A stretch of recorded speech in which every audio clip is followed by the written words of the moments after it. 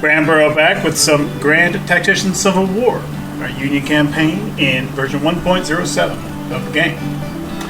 Okay, starting off, had a couple comments, a couple more viewer unit requests, and I think I have addressed those.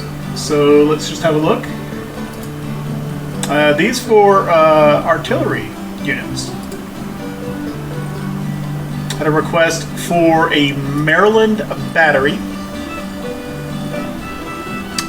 called the Upper Chesapeake Battery, and here it is. Right now, all I got is 24-pound howitzers. All right, they'll probably get better guns than that pretty soon, unless I keep them as a smoothbore battery. I like to keep about half and half in the various corps in armies, some for rifled work and some for up close work. So they could say 24-pound howitzers. I like the 24-pound howitzer in that role. And then over in the Western Department, have recruited the 1st Iowa Field Artillery, also known as the Sodbusters, which I couldn't really fit on there because then in the HQ reports it bleeds over and looks all janky. So here we are, 1st Iowa troops. Same deal here. This was requested to be a rifled artillery unit. I ain't got no rifles at the moment. They're coming. And the request here was for blue coat, red trousers, red cover. Red, I think it's pronounced kepi. Can't designate the color of the cover. So this was as close as I could get, which is kind of... I was kind of hoping that maybe there would be one particular uniform scheme that would change the color of the kepi, because I know that red kepis were pretty common for artillery, but I don't think that that's available.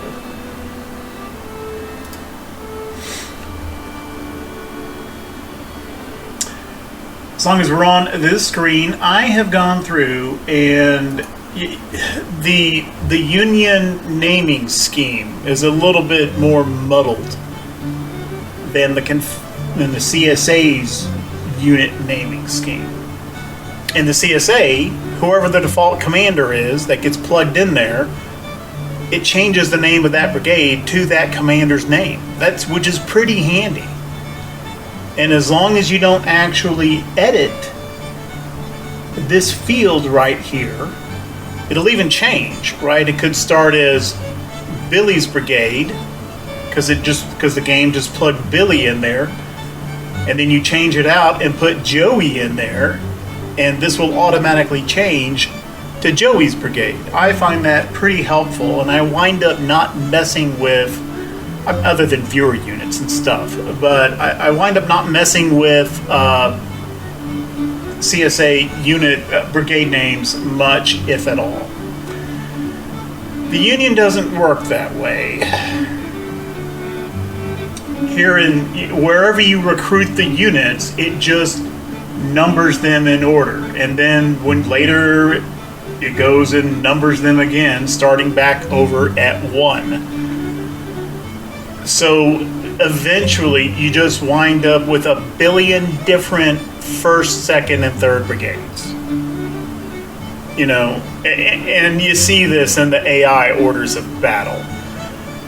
Whereas, we'll see which brigade did the best. Well, the 1st brigade did. Which one of the 5 1st brigades did the best?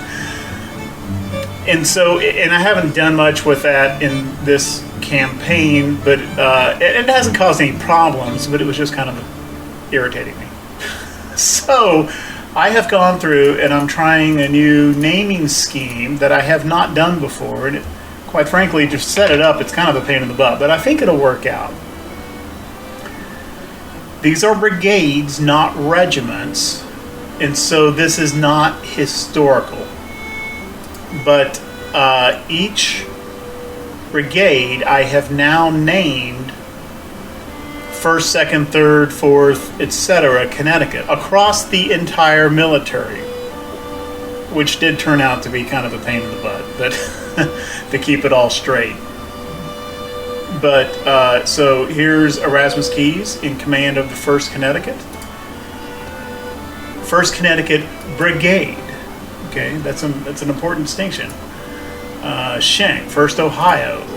Reynolds, 1st New York. Porter, 2nd New York. You get the idea. And this is all across all the armies, right? There's not a 1st New York in a different army.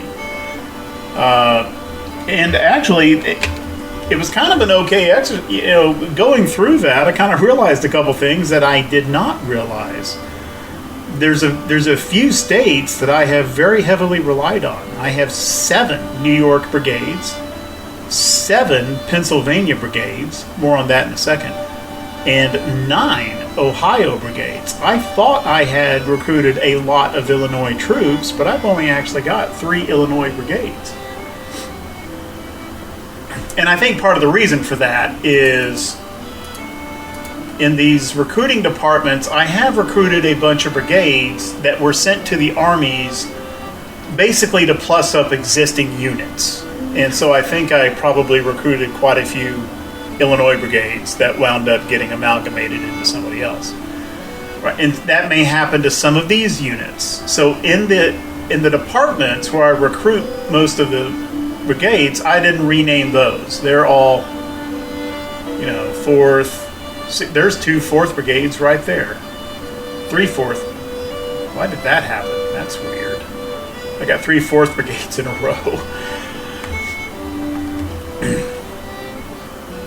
So these aren't getting renamed, but when they get out into the fighting units, they will either get folded into existing units that are named, or they will get a name themselves. And this pertains to basically all the regular units. That does not at all pertain to the viewer units, which have their unique names. And so just going back to, it was requested, the 1st Iowa Field Artillery by, I think, Howard. There are some other Iowa artillery batteries, and I didn't start at 1st for them. So there's a 2nd and a 3rd Iowa elsewhere. But this one's a little bit different because it's named Field Artillery, and it's got the snazzy red pants. So we'll know who they are. We'll know who they are. And then, and I'll just use the Potomac Army as an example. So each corps has a 1st Division, a 2nd Division, a 3rd Division. These are the infantry divisions. And then the artillery, I've named all those just Arty Division. And the Cav divisions are the 1st Cav Division. And the reason I have a number in there is because some of the armies, later corps, will actually have 2 separate little Cav divisions in them because of the way I organize the Cav. So a 1st and a 2nd Cav div. For cavalry, I didn't go with states. I just went 1st, 2nd, 3rd, 4th, 5th, 6th, 7th, etc. Except for Custer, who are Michigan troops, and they are the Wolverines. They don't have a number. This is basically my own viewer unit, my own series. I'm always going to have the Wolverines, Michigan troops, under Custer when I play Union. It's just the way it is. Okay, I think that covers Army naming stuff and viewer units stuff. We are... The frigates are complete. I just need to advance time a little bit. But very soon I'm going to form a battle squadron up to probably around Baltimore, Annapolis, something like that, to go have a go at Fort Norfolk. That'll be happening very, very shortly. And I did notice something strange. I had a small one-ship Remember we were doing that experiment that got debunked on whether nearby wood helped ship costs, and it didn't. So I had a fleet here at Buffalo, and I also had a fleet in Maine. There's a ton of wood in Maine. I was checking up there too. I just changed them into scouting fleets. The one that was at Buffalo came down through the canal network and is now sitting on the Ohio. The one that was in Maine, though, I just went and plopped them on the Ohio just to see what kind of path it would take. And on the map, it showed noticed that this fleet isn't here now. That's what I'm getting to. On the map, it showed that fleet would sail down here, sail up the James, and somehow there must be an imaginary canal here, and go to the Ohio that way, which made no sense. That's not the way that fleet actually moved. That fleet, I'll find it, I'm calling it the main fleet right now. It actually moved off the map. So I don't know what that guy is doing. I give it a movement order, and it says, okay, come back down here. So I've got a movement order for it to come down here off New York. But the interesting thing about this is, somehow, this fleet unlocked a perk slot. I didn't give it any orders for a special stance or anything. So I don't know what that's about. Maybe it's just a bug. I'm interested to see if he actually comes back onto the map from wherever the hell he is. I guess it's possible that it was trying to move up into Canada and then come down the St. Lawrence into the Great Lakes and get to the Ohio River via the canals. Even though it showed a different path, that would actually make more sense. And maybe that's where he is. But I don't want him doing that now. I want him here because he's got a perk slot open, which means I can put that capture fort perk onto that fleet and put all the frigates into it. I hope that's what happens if that fleet ever comes back onto the map. Right.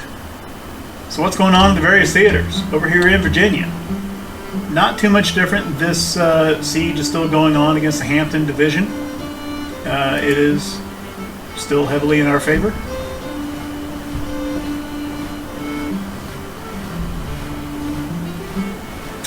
Apparently the Hampton Division has the Sappers and Miners perk. Oh, and Patterson has picked up the perk, which makes sense. He's been doing siege warfare, so he's been picking up perks doing that. I'm not going to give him Sappers and Miners, though. I think Flying Column.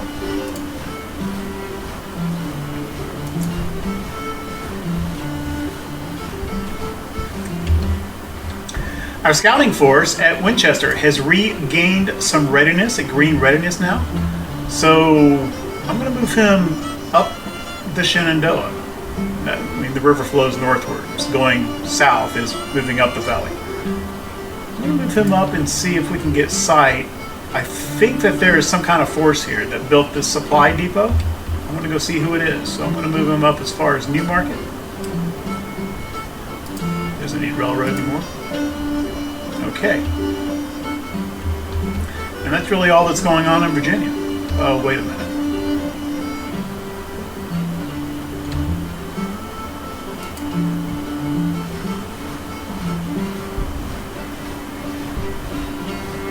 Patterson has been driven down into not just red readiness, but zero readiness.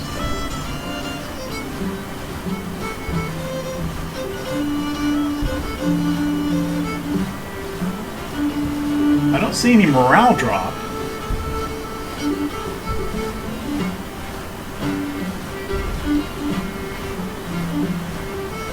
I think this siege needs to end, though. Because he's at red, I don't want this to kind of flip out and go, oh, you reached zero right, and then make him retreat, even though this siege is going well.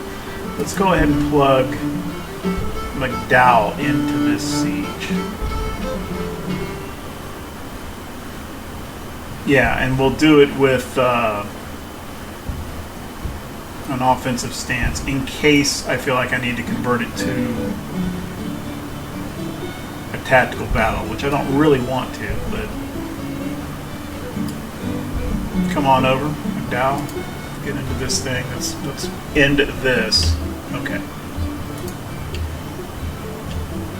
I just caught that red dot on Patterson's icon as I was scrolling over. Okay.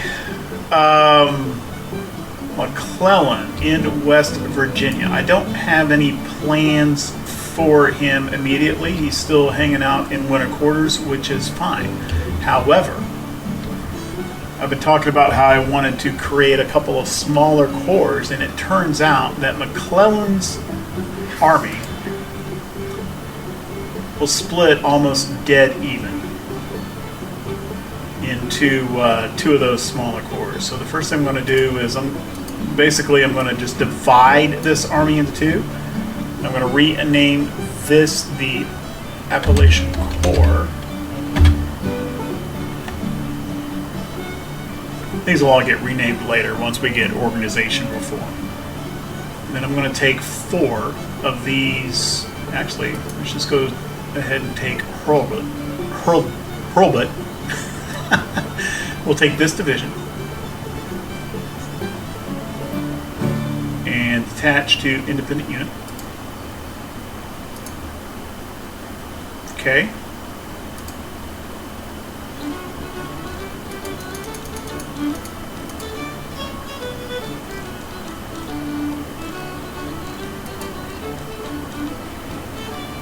And then we're going to take a couple of different brigades.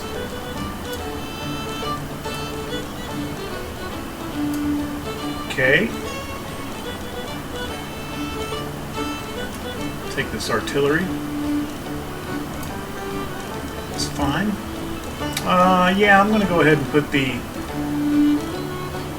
artillery in a separate little division.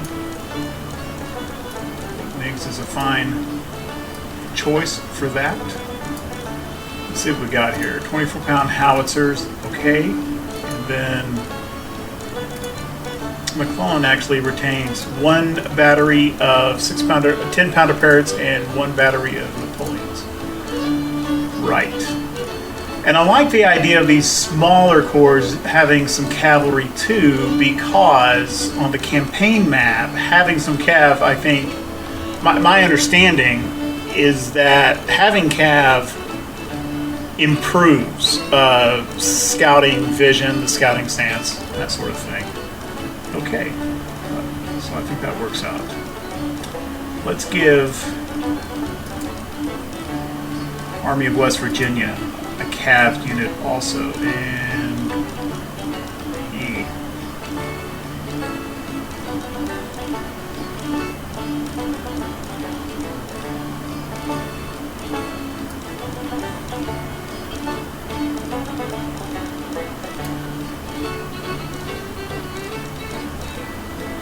I just have these few little notional divisions in the department so that the big string of units doesn't scroll all, like forever and ever down off the bottom. And you can move them around a little bit easier.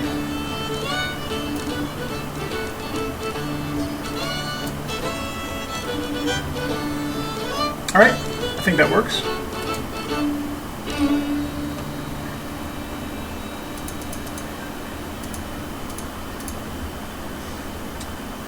We'll call this the Kanawha Corps, after the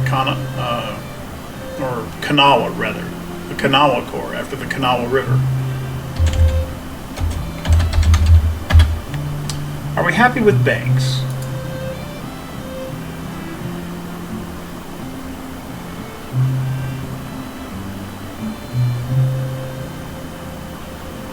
Do we have anyone better at the appropriate rank?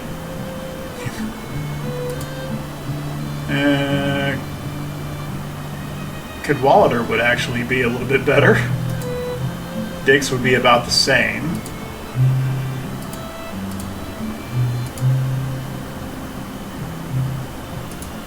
Let's go with Cadwallader, since he's already a major general.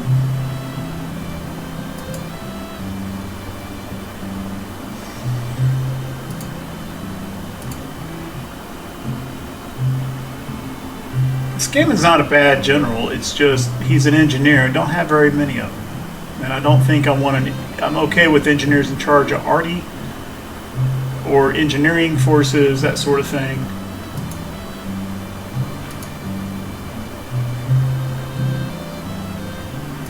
Anybody here who can't get in too much trouble commanding artillery? Benjamin Kelly.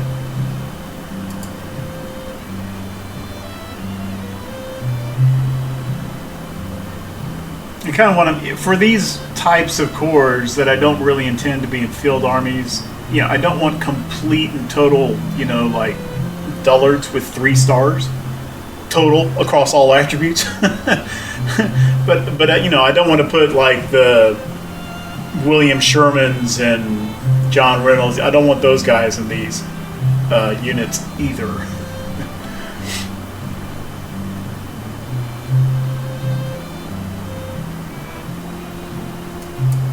Okay, and they're both going to still stay right here.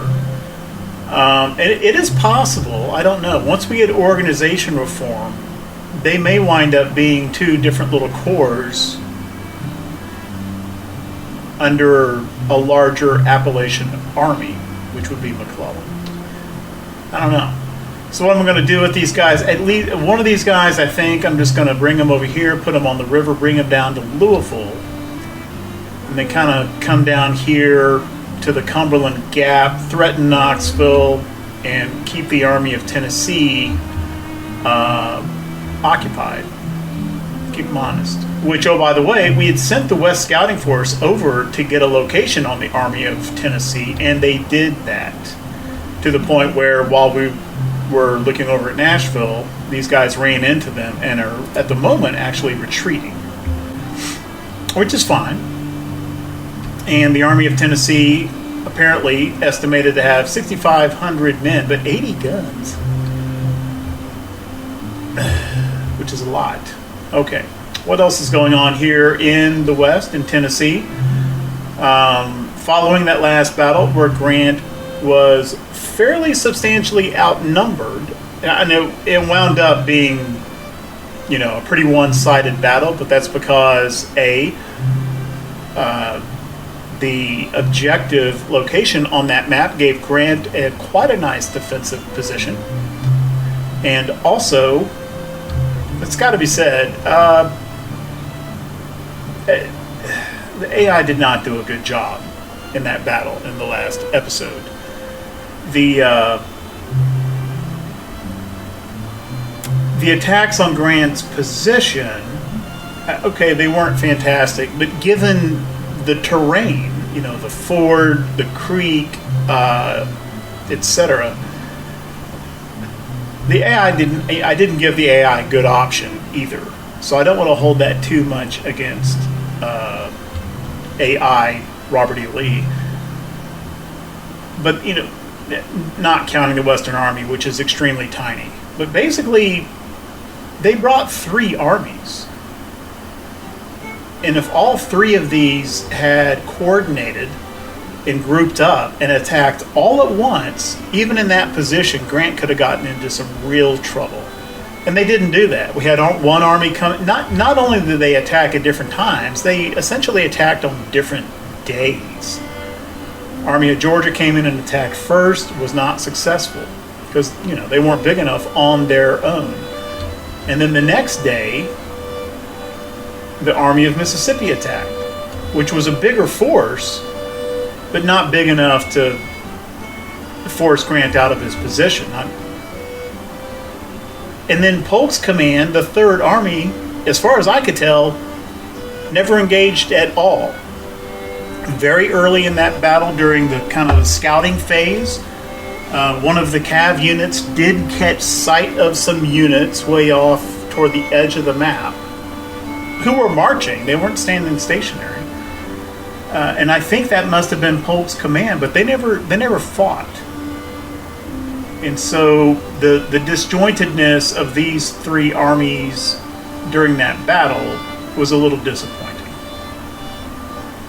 Because altogether, they had Grant substantially outnumbered and that could have been a much better battle, is all I'm saying. Now, maybe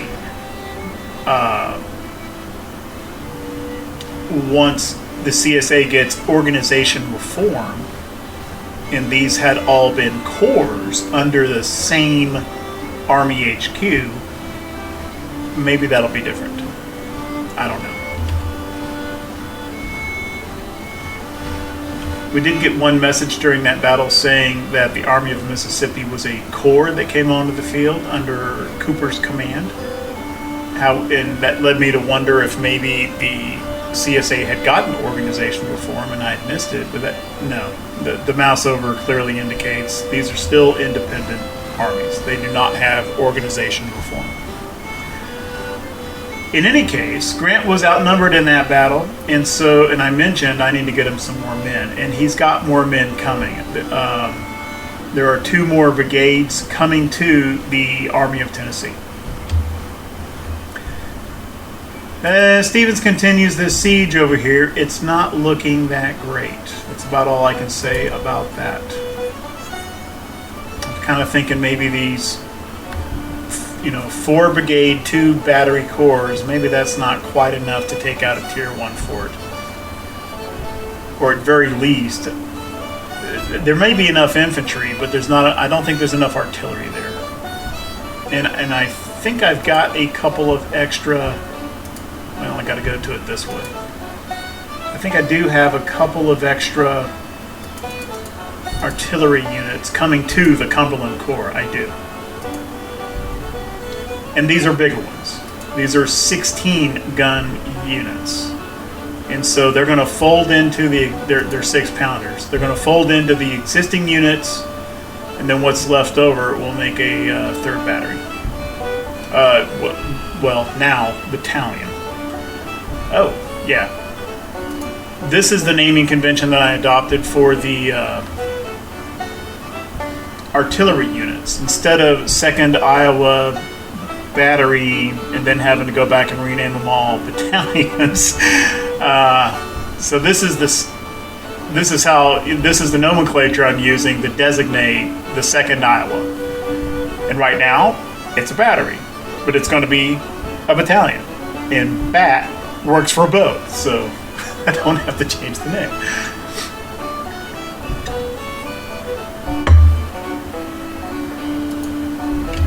In Missouri, just as that battle popped over in Nashville, had just given orders for Lyon's Missouri Army to come on down and take Springfield, put a new supply depot here, and this is going to be where I had been basically defending St. Louis here at Rolla, and following the Missouri State Guard's defeat, they came all the way back down into Arkansas, which opened this up, and now, instead of Rolla, I come up here and do it at Springfield, which means I am going to put a new supply depot here.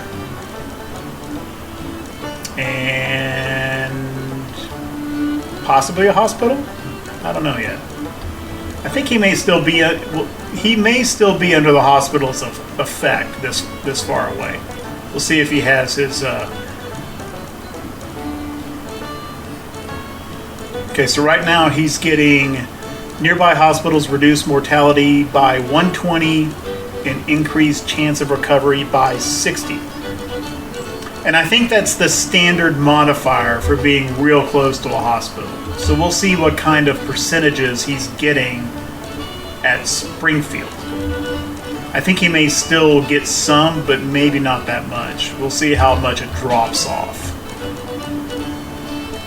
And I think that covers it, as I've sitting here been talking for 30 minutes. Let's get time rolling. So McDowell should be moving over to join this siege, which should make the Hampton Division retreat. Cav moving up the valley. Golly. Just as soon as he started moving, already dropped the yellow readiness.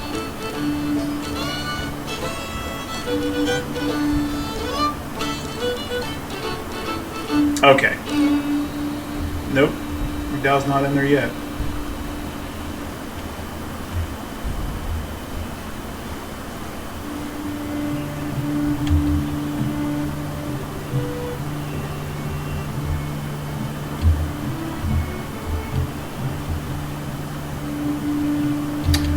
Army of Tennessee is on the move. Where did my cav go?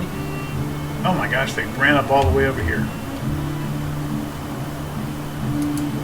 They're going to... Where are you going? Fremont, where are you going?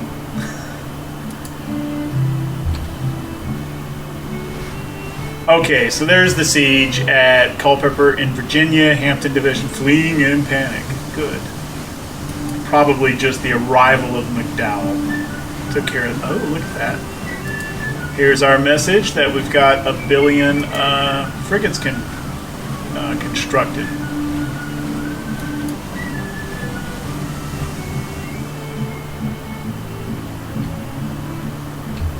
I don't know if that main fleet is ever going to arrive. I'm not going to wait for it. Let's go ahead and create our frigate squadron. And I think Annapolis will be fine for that. If I could find Annapolis, there we go.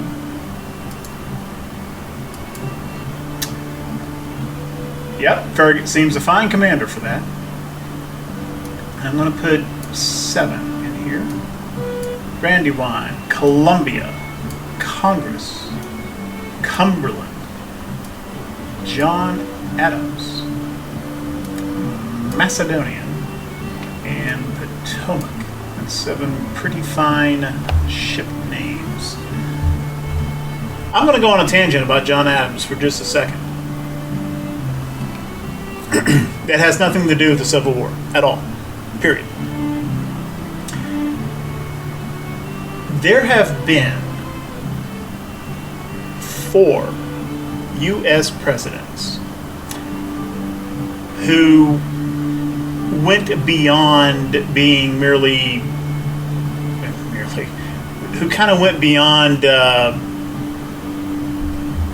being military friendly or required to be military friendly in the course of an actual war, and basically made it a major element of their agenda, their political platform, for a huge strengthening in peacetime of the United States Navy. 3 of those 4 presidents have had aircraft carriers named after them. And in that context, deservedly so. And those 3 are the 2 Roosevelts, Theodore Roosevelt and Franklin Roosevelt, and Ronald Reagan. The Theodore Roosevelt and the Ronald Reagan are carriers today. There is not currently a Franklin D. Roosevelt, but there has been a Franklin D. Roosevelt aircraft carrier. The 4th president who did that was John Adams. I have always felt that there should be an aircraft carrier named USS John Adams. That's my opinion. Just thought I would share. There have been U.S. Navy ships named after John Adams, but I think you should have a carrier named after him. In the specific, Teddy Roosevelt built the Great White Fleet in the 1900s. FDR during the 1930s. Now, of course, the shipbuilding continued during World War II, but there was major shipbuilding in the 1930s as well. And it was the Roosevelt administration that built the fleet that the United States started the Second World War with. And then I think folks are pretty familiar with the 1980s and the 600-ship Navy. That was a goal of the Reagan administration. John Adams, it was basically during his administration. Now, the ships were originally authorized during Washington's administration, but it was during Adams' administration that they were completed, saw it through and made sure that they were commissioned and and actually became operational ships. The original 6 frigates: Constitution, President, United States, Congress, Chesapeake, and I can't remember the other one. Every time I rattle off the names, I get 5 of them, and I can't quite remember the other one. Philadelphia. I think it was Philadelphia. It would not be too much of an exaggeration to say it. And before that, there was no U.S. Navy. So the other 3 presidents I mentioned, as well as all the others, throughout almost 250 years now, maintained or expanded the U.S. Navy. It wouldn't be too much of an exaggeration to say that without John Adams, there may not have been a U.S. Navy at all. Those 6 frigates loom large. Enough of that. Okay. And they are getting ready up here. Oh, I didn't rename them.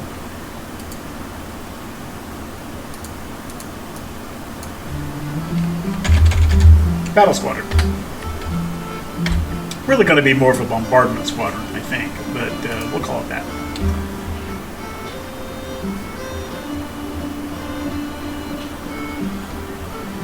There we go. It's right now.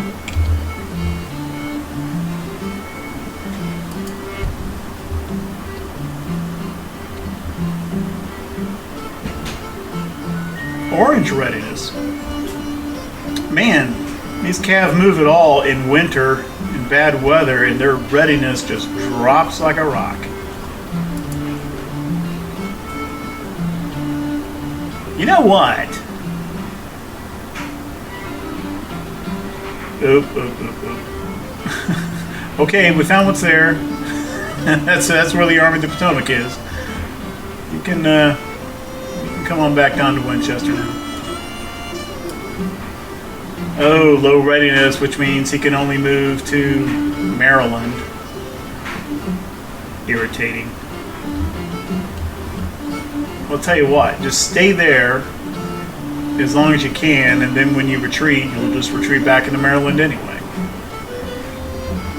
Probably not a great idea to move this Cav around in the wintertime, at least not in the areas where you get bad weather. Like over here, yeah, it's winter and it's cold, but it's not as bad as it is over there in Virginia with the snow that's going on. Apparently there was a battle in the Atlantic and Port Royal Squadron, so that tells me that was probably the Charleston. Yeah, Charleston blockade. All these picket ships over here.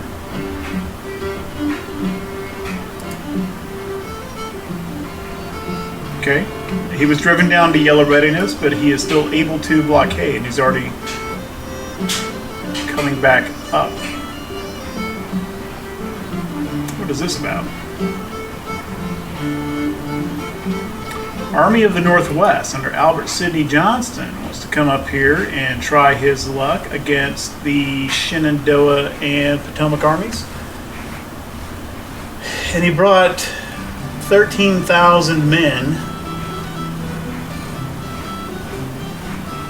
against our almost 40,000.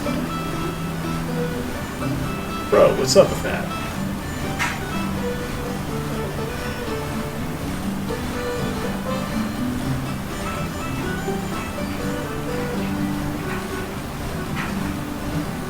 I'm going to auto-resolve this.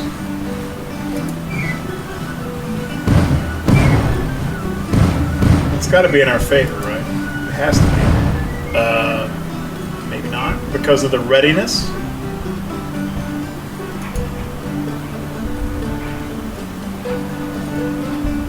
That may not have been a fantastic idea because of the readiness situation. Yeah, the scouting force is beating feet, which Army of the Potomac is probably coming down the valley toward Winchester. We're involved in a battle here at low readiness, and the Army of the Shenandoah is moving as well.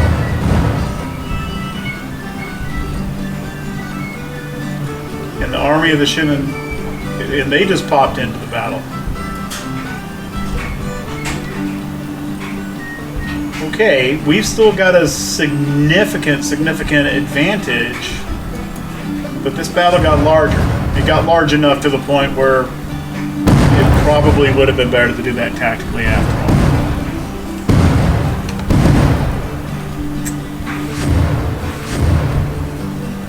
all. Although in that case, I don't know if the Army of the Shenandoah would have been within, well, it wasn't within reinforcement range. Okay, that was dumb. That said, why is this auto-resolve taking so long? Right? It would last like a day or two if we went in the tactical map,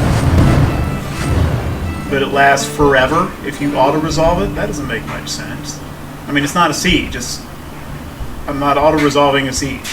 It's a tactical battle. It should be over fairly quickly. Or not. Okay, this is still a current posit, not a time-late posit, so Army of the Potomac has not moved down the valley. What's going on over here in Tennessee? Okay, this is now a last known position. I don't want a last known position, I want a current position. Let's bring the cav back over here. Still in scouting mode. Good. Grant, do you have your... That's not Grant. Do you have your brigades yet? Okay, we've got our Militia Act 4. So we're done with this. Or rather, this. That should boost our manpower considerably. I've got some cavalry to recruit, as earlier mentioned. Okay, for the next policy, I want Diplomacy 1, but I feel like I need Breadbasket 1. They're both fairly quick. They're less than 30 days apiece because they're in Chapter 1. We could actually knock them out both fairly quickly. I'm going to go ahead and take the Diplomacy 1, and then I'm probably going to follow that right up with Breadbasket 1. And the reason I'm doing this is for diplomatic subsidies to get more quickly toward projects like British rifles, Prussian weapons, which are fairly expensive. It's only a couple projects, but they require quite a bit of subsidy. Let's just see now. Yeah, that hasn't popped yet, but let's see how close we are to those. Could take Austrian rifles now. Don't really want to do that. I'd like the Lorenz, but it doesn't. This project doesn't bring anything else. I'm going to go for British rifles next, and then I'll keep the Diplo going. And I would like to, before the end of the campaign, I would like to field and hopefully see the Dreiss needle gun and the Krupp artillery in action as well. So we'll keep that Diplo going. I don't think I'm going to go higher than Diplomatic 1 though. I don't think. We'll see about that. Getting somewhat close to farm mechanization. It was 600K to go, so should be about a month and a half, which is on track. Earlier I projected into February, and that seems about right.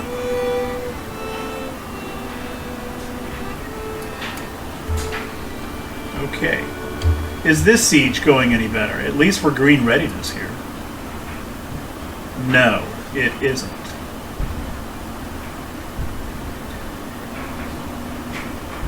Ike. There's 35. Oh. We do have a perk though. Let's put that siege perk on. That ought to help a little bit. Do you have your... No, you still just got the 2 Iowa batteries.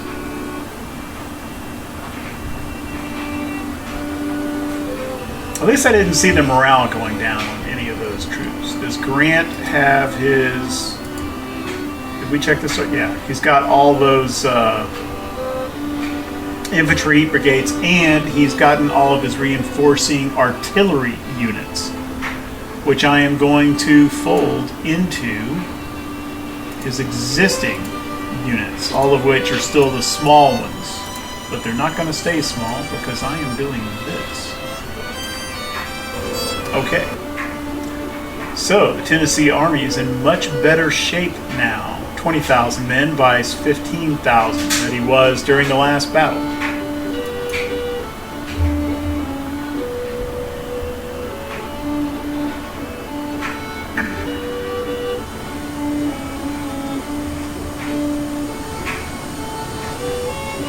Okay, Cav is coming down this way to get a spot on the Army of Tennessee. I don't think he's going to get close enough. Let's bring him down to Carthage Ferry.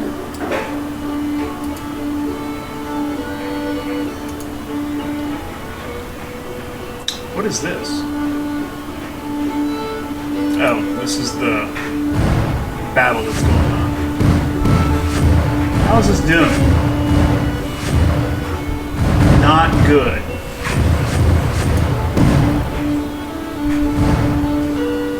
Not good at all.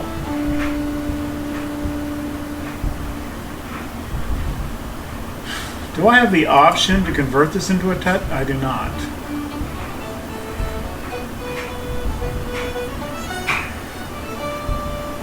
Casualties are about even.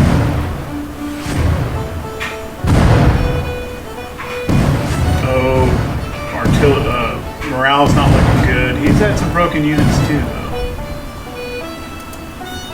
Well, just learned my lesson about auto-resolve.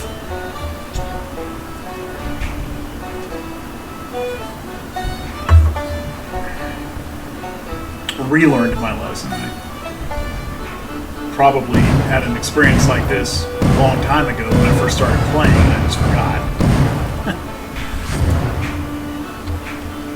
And here comes the Army of the Potomac. If he joins that battle, we are toast. Great. Fantastic. Okay. Battle squadron's up to green readiness. I want him at a full 100% though. One nice thing about going with all frigates: A, it's all you really need. B, there's no fuel to worry about, right? There's no coal from the supply standpoint. Did that? Yeah. I don't think the main squadron is ever going to appear. Had something like that in a previous campaign. Somehow they get sent off the map. You can, well, it doesn't even have orders to come down here anymore.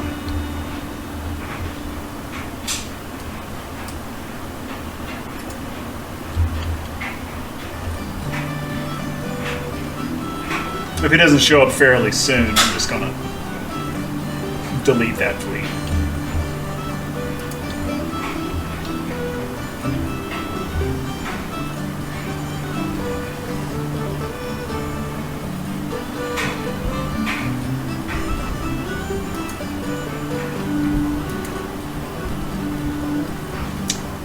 Okay, the Confederacy has gone with conscription.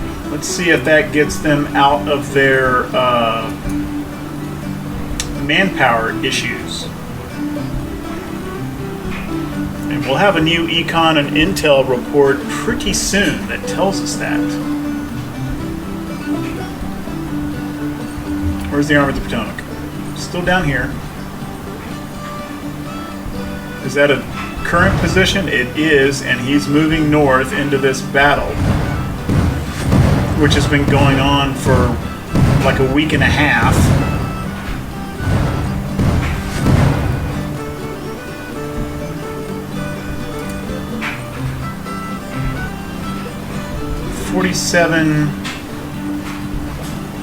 Well, we're at 47.53,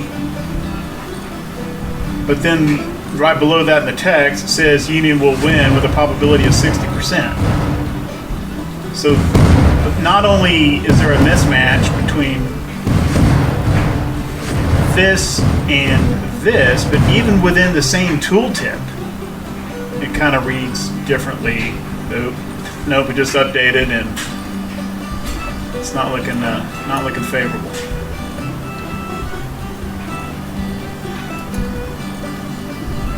On the other hand, we're not taking a ton of casualties, neither are they, and they are taking slightly more.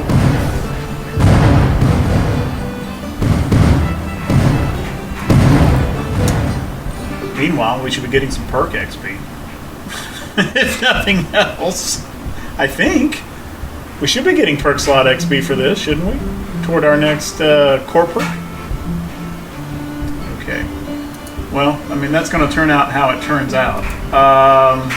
Let's go over and check.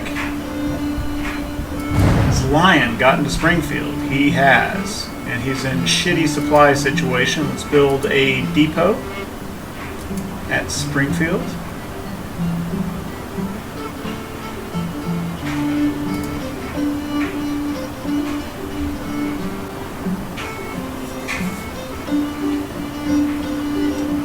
And at Springfield, he's not under any hospital effect at all.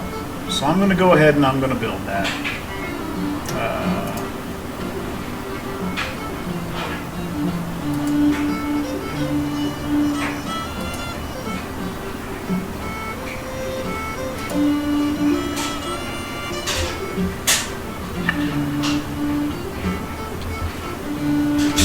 I wish I had looked at where the Missouri State Guard retreated to before I burned this supply depot down,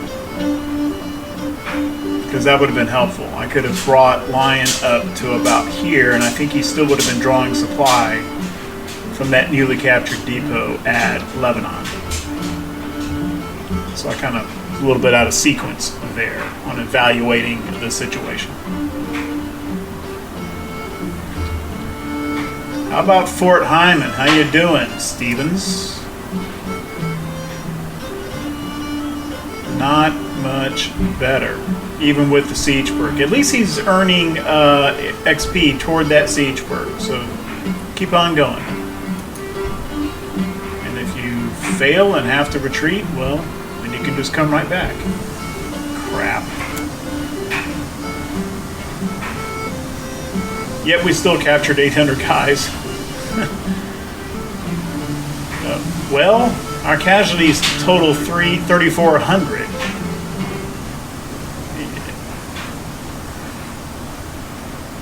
It's irritating. There you go, lesson learned. No matter how slam dunk it looks, probably a good idea to not auto-resolve. It wasn't the initial battle, right? If that had just gone as originally started, that would have been fine even in auto-resolve. It's just the irritating bit is that the battle goes on long enough, in this case for about 2 weeks, that it gave both the Army of the Potomac and the Army of Shenandoah time to come in here and join it, which would not have been the case on the tactical map. So, auto-resolve doesn't really auto-resolve a field battle. It turns it into another siege, that's what it looks like to me. And yeah, that's a learning point for me because I hardly ever use auto-resolve to the point where I don't think I have for months and months and months. So I wasn't familiar with that. And I forgot what I was going to do. Well, they're going to be retreating probably into Maryland, which means we're probably going to lose the supply depot, or we're probably going to lose Alexandria. That's okay, we'll be back. It's just a scratch. How's the battle squadron doing? He's good to go. Okay. Farragut. bring those 7 good-looking frigates down here to Fort Norfolk. And while you're at it, you can beat up the James River Squadron too, which hopefully doesn't have an operational ironclad in it.